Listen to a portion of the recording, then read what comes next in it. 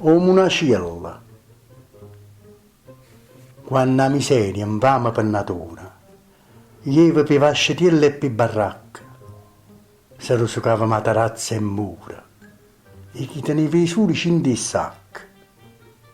Ma chi li poverielli, grazie a Dio, a stiendere meriavano qualcosa, con pochi brodi o poche fantasie, mettevano in donnira o poche rose. Quando era vierna, attorno a una sera, si raccontava qualche fattarella, fra tutti i conti che li belli sera, ma rimanette impresso come una cella. Ignor sì, mi parli che lo sparatillo, che si diceva che era brava assai.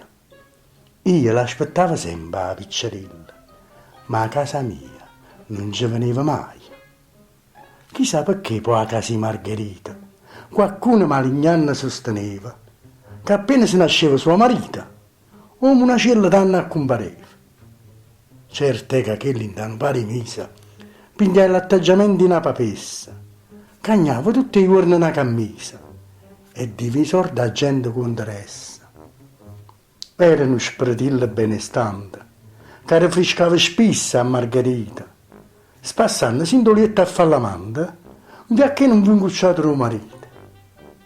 Poi quando che l'ampesi all'ospedale, con la capa rotta e chi ne patanella, la domandai chi t'ha fatto male. Essa le rispondette, una cella. E in quanto spratillo, mi vuol dire, perché a metà una storia non si lascia. Sicuramente avete cagnavica e ghetta a rifrescare qualche vascia.